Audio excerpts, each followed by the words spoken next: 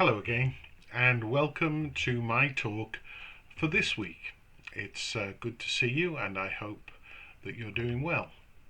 Last night, the moon rose beautifully in our province. I'm told that in some parts of New Brunswick, this full moon is known as the corn moon, as it traditionally heralds the harvest. In Britain, it's called the harvest moon, and as it does here, it hangs as a golden disk low in the sky as it rises.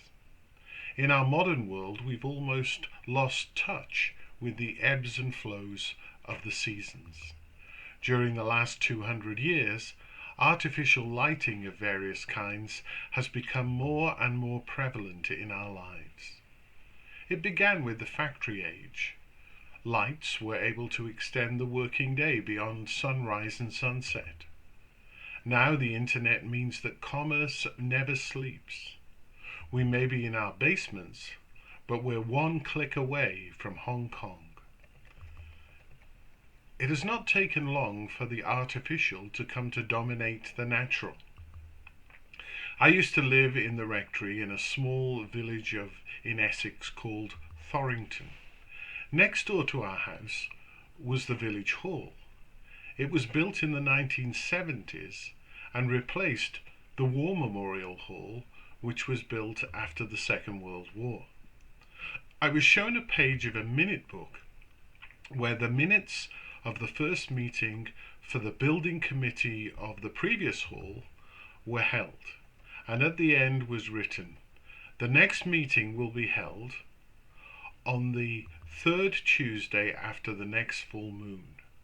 In that village, they were still controlled by the natural rhythm of the world within living memory.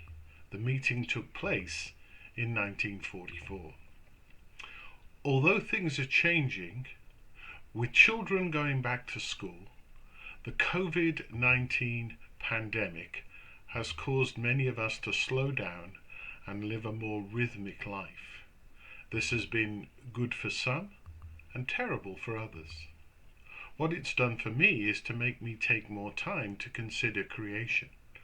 For most of my life, the natural world has been at best a backdrop for my journeys as I've raced through the countryside to get from one meeting to another. Last week I received a notice from my garage suggesting that my car might need a service. This was based upon past performance. I can assure you that my vehicle will not be visiting them for a while yet.